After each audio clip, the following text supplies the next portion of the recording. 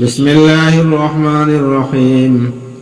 হযরত আবু হুরায়রা রাদিয়াল্লাহু তাআলা আনহু হইতে বর্ণিত আছে যে রাসূলুল্লাহ সাল্লাল্লাহু আলাইহি ওয়াসাল্লাম ইরশাদ করিয়াছেন, যে ব্যক্তি রমজানের রাত্রে আল্লাহ তাআলার ওয়াদার উপর বিশ্বাস করিয়া তাহার আজর ও পুরস্কারের আগ্রহে তারাবির নামাজ পড়ে, আল্লাহ তাআলা তাহার পিছনের সমস্ত গুনাহ মাফ করিয়া দেন। হযরত আবু হুরায়রা রাদিয়াল্লাহু তাআলা আনহু হইতে বর্ণিত আছে যে রাসূলুল্লাহ সাল্লাল্লাহু আলাইহি ওয়াসাল্লাম ইরশাদ করিয়াছেন, যে ব্যক্তি রমজানের রাত্রে আল্লাহ তাআলার ওয়াদার উপর বিশ্বাস করিয়া তাহার আজর ও পুরস্কারের আগ্রহে তারাবির নামাজ পড়ে, তাহার পিছনের সমস্ত গুনাহ মাফ হইয়া যায়। হযরত আব্দুর রহমান রাদিয়াল্লাহু তাআলা আনহু হইতে বর্ণিত আছে যে রাসূলুল্লাহ সাল্লাল্লাহু আলাইহি ওয়াসাল্লাম একবার রমজান মাসের আলোচনা প্রসঙ্গে ইরশাদ করিলেন, ইহা এমন মাস যাহার রোজা আল্লাহ তাআলা তোমাদের উপর ফরজ করিয়াছেন, এবং আমি তোমাদের জন্য উহার তারাবিহকে সুন্নত সাব্যস্ত করিয়াছি। যে ব্যক্তি আল্লাহ তাআলার ওয়াদার উপর বিশ্বাস করিয়া এবং তাহার আজর ও পুরস্কারের আগ্রহ লইয়া এই মাসে রোজা রাখে ও তারাবিহ পড়ে, সে গুনাহ হইতে এরূপ পাক হইয়া যায় যেন সে আজই আপন মাতৃগর্ভ হইতে জন্মগ্রহণ করিয়াছে।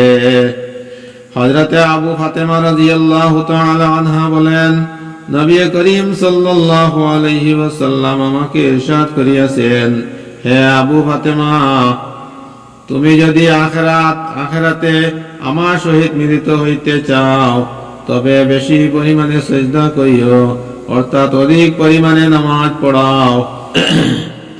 হযরতে আবু হুরায়রা রাদিয়াল্লাহু তাআলা আনহু বলেন, আমি রাসূলুল্লাহ সাল্লাল্লাহু আলাইহি ওয়াসাল্লামকে এই ইরশাদ করিতে শুনিয়াছি যে কিয়ামতের দিন মানুষের আমলের মধ্য হইতে সর্বপ্রথম নামাজের হিসাব লওয়া হইবে। যদি নামাজ উত্তম হইয়াছে বলিয়া সাব্যস্ত হয় তবে সে ব্যক্তি সফল কাম ও কৃতকার্য হইবে, আর যদি নামাজ খারাপ হয় তবে সে ব্যর্থ ও অকৃতকার্য হইবে। যদি ফরজ নামাজে কোনো ত্রুটি হইয়া থাকে তবে আল্লাহ তাআলা ইরশাদ করিবেন, দেখো আমার বান্দার নিকট কিছু নফল আছে কিনা যাহা দ্বারা ফরজের ত্রুটি পূরণ করা যায়। যদি নফল থাকে তবে আল্লাহ তাআলা উহা দ্বারা ফরজের ত্রুটি পূরণ করিয়া দিবেন। অতঃপর এইভাবে বাকি আমল, রোজা, যাকাত ইত্যাদি হিসাব হইবে, অর্থাৎ ফরজ রোজার ত্রুটি নফল রোজার দ্বারা পূরণ করা হইবে এবং যাকাতের ত্রুটি নফল সাদকা দ্বারা পূরণ করা হইবে।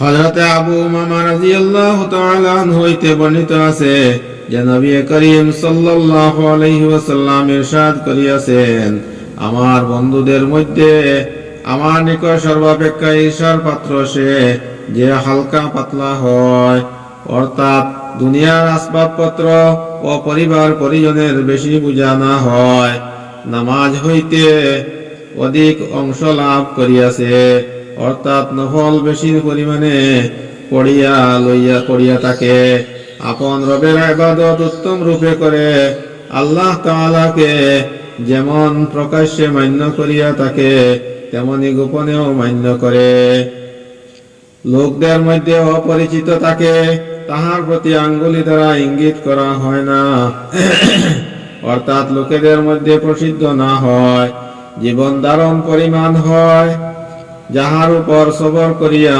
জীবন অতিবাহিত করিয়া দে। অতঃপর রাসূলুল্লাহ সাল্লাল্লাহু আলাইহি ওয়াসাল্লাম নিজের হাত দ্বারা তুড়ি বাজাইলে যেমন কোন কাজ তাড়াতাড়ি হইয়া গেলে মানুষ তুড়ি বাজায় এবং ইরশাদ করিলে তাড়াতাড়ি তাহার মৃত্যু আসিয়া যায়, আর তাহার জন্য না কান্নাকাটি করার মতো কোন মহিলা থাকে, আর না তাহার পরিত্যক্ত সম্পত্তি বেশি থাকে।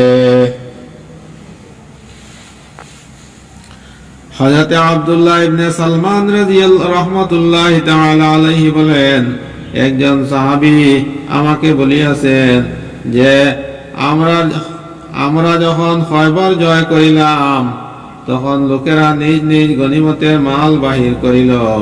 উহাতে বিভিন্ন প্রকার সামানপত্র কয়েদি ছিল। বেচা কিনা আরম্ভ হইয়া গেল, অর্থাৎ প্রত্যেক নিজের প্রয়োজনীয় জিনিস খরিদ করিতে লাগিল এবং অন্যান্য অতিরিক্ত জিনিস বিক্রয় করিতে লাগিল।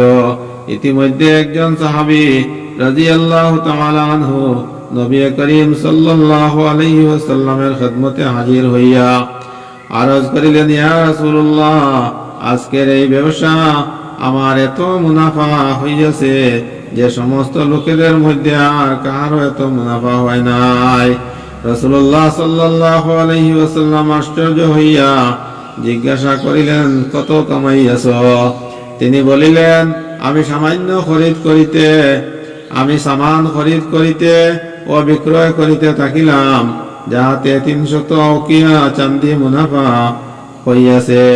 রাসূলুল্লাহ সাল্লাল্লাহু আলাইহি ওয়াসাল্লাম ইরশাদ করিলেন, আমি তোমাকে সর্বোত্তম মুনাফা অর্জনকারী ব্যক্তি বলিয়া দিতেছি। তিনি আরজ করিলেন, ইয়া রাসূলুল্লাহ, কি সেই মুনাফা যাহা সেই ব্যক্তি অর্জন করিয়াছে? ইরশাদ করিলেন, ফজর নামাজের পর 2 রাকাত নফল। ফায়দা, 1 উকিয়া 40 দিরহামে হয়, আর 1 দিরহাম প্রায় 3 গ্রাম রূপা হয়। এই হিসাবে প্রায় 3000 তুলা রূপা মুনাফা হইয়াছে।